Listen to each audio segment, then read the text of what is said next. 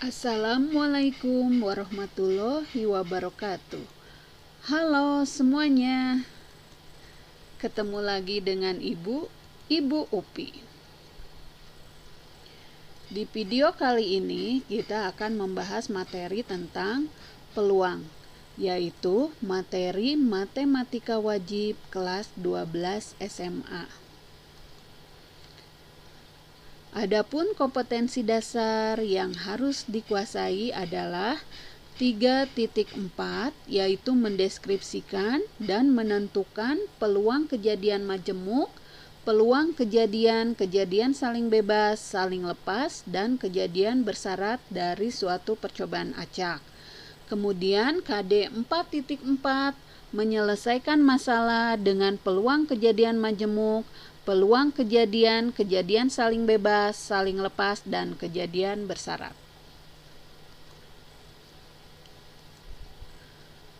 Untuk pembahasan materi peluang, pembahasannya akan dibagi ke dalam 4 bahasan, yaitu yang pertama akan dibahas yaitu ruang sampel, kejadian, dan peluang. Kemudian bahasan yang kedua yaitu frekuensi harapan. Kemudian bahasan yang ketiga komplement suatu kejadian. Dan bahasan yang keempat yaitu peluang kejadian majemuk. Di video kali ini kita akan membahas bahasan yang pertama, yaitu tentang ruang sampel, kejadian, dan peluang. Ruang sampel, kejadian, dan peluang. Ada beberapa istilah yang harus kalian pahami dulu dalam mempelajari materi peluang, yaitu yang pertama percobaan. Karena peluang itu hubungannya dengan percobaan, maka percobaan adalah suatu tindakan atau kegiatan yang dapat memberikan beberapa kemungkinan hasil. Kemudian ada juga istilah ruang sampel atau disebut juga ruang contoh. Ruang sampel adalah himpunan semua hasil yang mungkin dari suatu percobaan, dilambangkan dengan S. Kemudian ada juga kejadian. Kejadian disebut juga event, adalah salah satu subhimpunan atau subset A dari ruang sampel S. Untuk kejadian ini notasinya menggunakan huruf kapital, bisa A, B, C, D, dan lainnya kecuali S. Kalau S itu untuk ruang sampel. Contoh, 10 kartu identik diberi nomor 0, 1, 2, 3, sampai 9 dan ditempatkan dalam sebuah kotak tertutup. Diambil satu kartu secara acak dan mengamati nomor kartu yang terambil. Maka ruang sampelnya S, ini ruang sampel S dituliskan dalam bentuk himpunan pakai kurung kurawal dengan anggotanya 0, 1, 2, 3, 4, 5, 6, 7, 8, 9. Angka-angka 0, 1, 2, 3, sampai 9 adalah angka-angka yang mungkin terpilih dalam percobaan di atas. Ini disebut titik sampel atau anggota ruang sampel. Kemudian sembarang himpunan bagian dalam ruang sampel itu dinamakan kejadian atau event. Notasinya E. Misal E itu anggotanya 1, 3, 5, 7, 9 adalah kejadian kartu yang terambil bernomor ganjil. Ini untuk kejadian notasinya bisa A, B, C, D, E, dan lainnya kecuali S. Teorema. Jika ruang sampel S terdiri dari titik-titik sampel yang serupa, sehingga masing-masing mempunyai peluang yang sama, dan E adalah kejadian yang diharapkan terjadi, maka peluang kejadian E itu dinotasikan dengan PE adalah NE dibagi NS. Dengan NE adalah banyak anggota E dan NS-nya banyak anggota ruang sampel. Contoh, percobaan pengambilan sebuah kartu secara acak dari kotak berisi 10 kartu identik bernomor 0, 1, 2, 3, sampai 9. A. Anggotanya 1 adalah kejadian terambil kartu bernomor 1. Berapa peluang terambil kartu bernomor 1? Setiap kartu identik, sehingga setiap kartu mendapat peluang yang sama untuk terpilih. Jadi kartunya identik, itu maksudnya kartunya sama, ketebalannya sama, besarnya sama, sehingga setiap kartu mendapat peluang yang sama untuk terpilih. Banyak anggota A atau dituliskan NA itu sama dengan 1. Kemudian banyak anggota ruang sampel NS sama dengan 10. Maka peluang terambil kartu bernomor 1 adalah PA sama dengan NA dibagi NS sama dengan 1/10. Kemudian contoh berikutnya masih percobaan yang sama, yaitu percobaan pengambilan sebuah kartu secara acak dari kotak berisi 10 kartu identik bernomor 0, 1, 2, 3, sampai 9. Kemudian B, kejadian B itu anggotanya 1, 3, 5, 7, 9. Adalah kejadian terambil kartu bernomor ganjil. Berapa peluang terambil kartu bernomor ganjil? Setiap kartu identik, sehingga setiap kartu mendapat peluang yang sama untuk terpilih. Banyak anggota B atau NB itu sama dengan 5. Banyak anggota ruang sampel NS sama dengan 10. Maka peluang terambil kartu bernomor ganjil adalah PB sama dengan NB dibagi NS sama dengan 5/10. Disederhanakan menjadi 1/2. Kemudian contoh berikutnya dengan percobaan yang sama, yaitu pengambilan sebuah kartu secara acak dari kotak berisi 10 kartu identik bernomor 0, 1, 2, 3, sampai 9. Kemudian C, anggotanya 0, 1, 2, 3, 4, 5, 6, 7, 8, 9 adalah kejadian terambil kartu bernomor 0, 1, 2, 3, atau 9. Setiap kartu identik, maka mendapat peluang yang sama untuk terpilih. Banyak anggota C atau NC itu sama dengan 10. Banyak anggota ruang sampel NS sama dengan 10.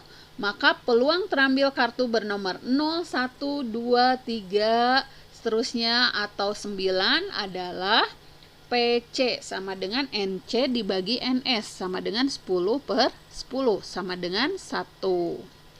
Kemudian contoh berikutnya dengan percobaan yang sama, yaitu pengambilan sebuah kartu secara acak dari kotak berisi 10 kartu identik bernomor 0, 1, 2, 3, sampai 9. Kemudian D, ini merupakan himpunan kosong. D adalah kejadian terambil kartu bernomor 10. Di sini kartu itu di dalam kotak bernomor 0 sampai 9. Jadi tidak ada kartu bernomor 10. Jadi anggotanya himpunan kosong. Kejadian terambil kartu bernomor 10. Setiap kartu identik sama banyak anggota D atau ND sama dengan 0. Kemudian banyak anggota ruang sampel NS sama dengan 10.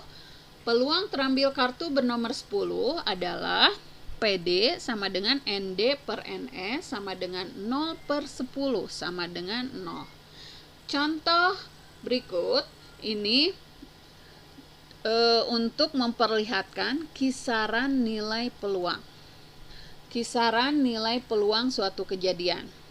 Misalkan S adalah ruang sampel dan E adalah kejadian yang diharapkan terjadi karena E subset dari S dan himpunan kosong subset dari E, maka himpunan kosong subset dari E dan E subset dari S. Sehingga N, banyak anggota himpunan kosong itu lebih kecil sama dengan banyak anggota E lebih kecil sama dengan banyak anggota ruang sampel.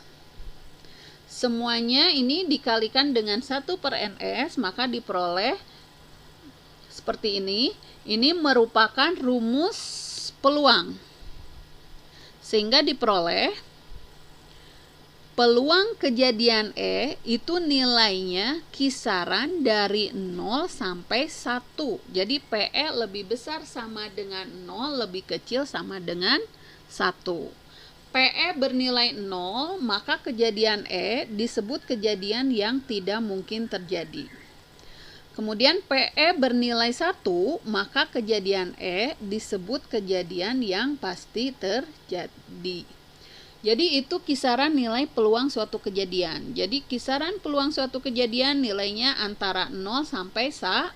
0 itu kejadian yang tidak mungkin terjadi, kalau 1 kejadian yang pasti terjadi. Baik, kita lanjutkan. Kita lanjutkan ke contoh peluang. 1. Sebuah dadu dilempar sekali. Tentukan A. Ruang sampel percobaan tersebut dan jumlah anggota ruang sampel.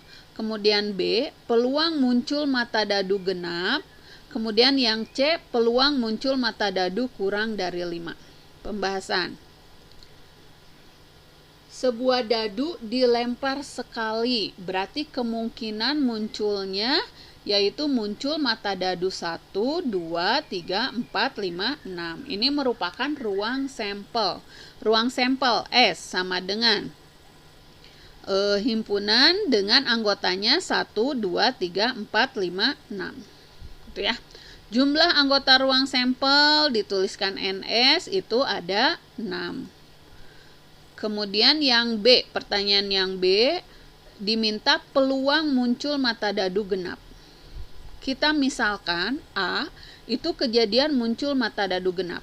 Berarti anggota kejadian A muncul mata dadu genap, yaitu anggotanya 2, 4, 6. Berarti NA ada 3. Peluang kejadian muncul mata dadu genap adalah PA sama dengan NA dibagi NS. NA-nya 3, NS-nya 6, jadi 3/6. Disederhanakan jadi 1/2. Kemudian yang C, itu yang ditanya, tentukan peluang muncul mata dadu kurang dari 5. Kita misalkan kejadiannya B. B, kejadian muncul mata dadu kurang dari 5. Berarti kalau kurang dari 5, anggotanya adalah 1, 2, 3, 4. NB ada 4. Peluang kejadian muncul mata dadu kurang dari 5 adalah PB sama dengan NB dibagi NS sama dengan 4/6. Disederhanakan menjadi 2/3. Kita bahas contoh berikutnya supaya lebih jelas. Contoh yang kedua, yaitu 2 uang logam dilempar bersama-sama 1 kali.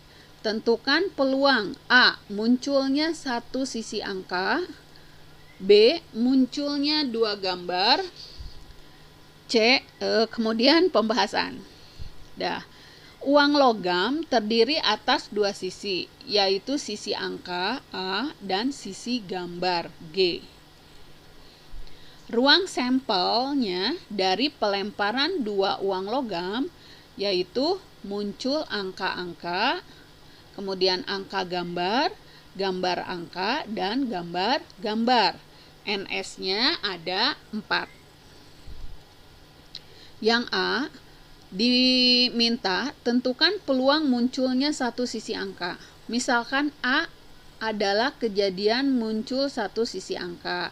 Sekarang dilihat dari ruang sampel yang muncul 1 sisi angka yaitu apa anggotanya? Yaitu AG dengan GA.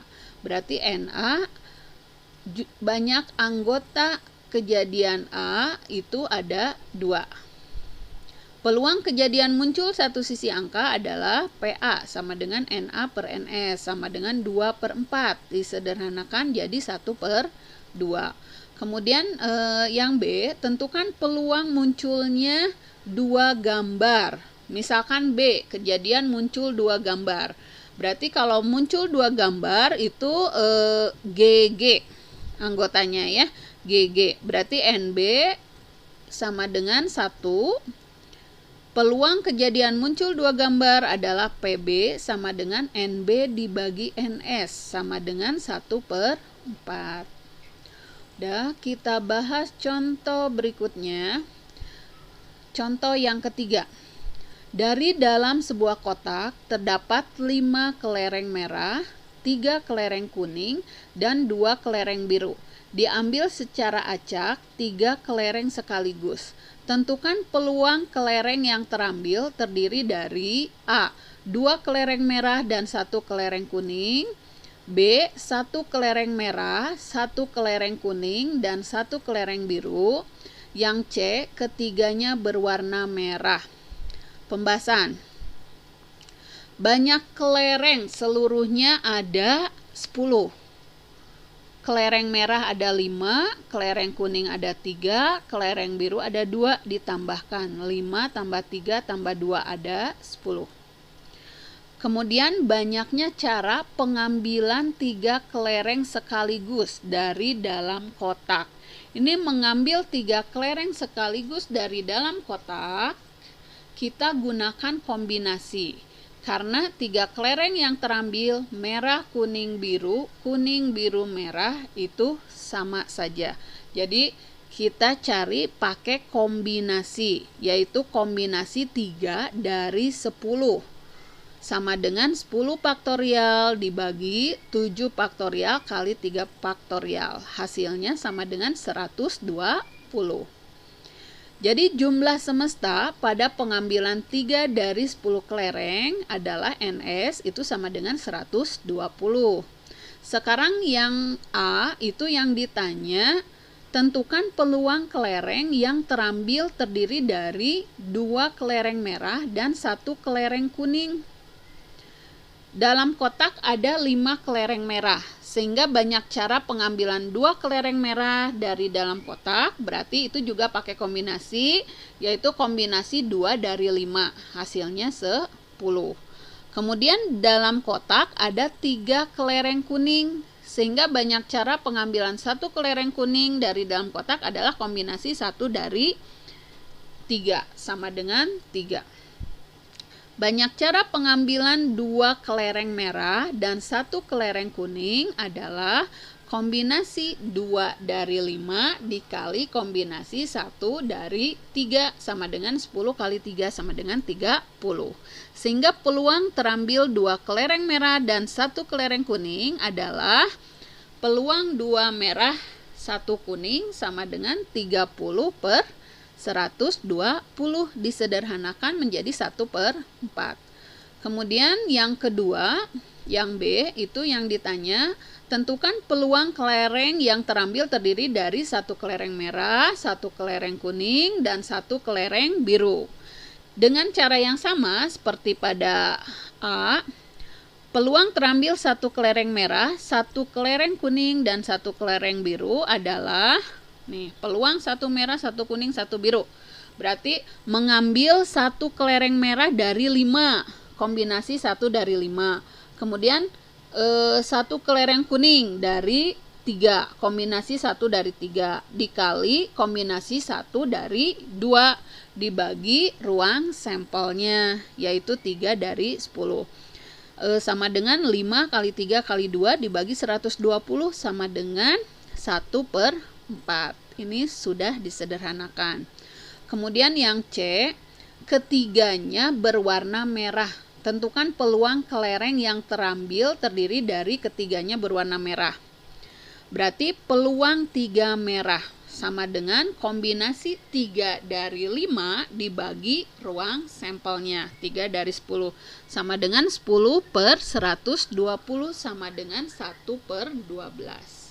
Itu pembahasan contoh soalnya, semoga mudah dipahami.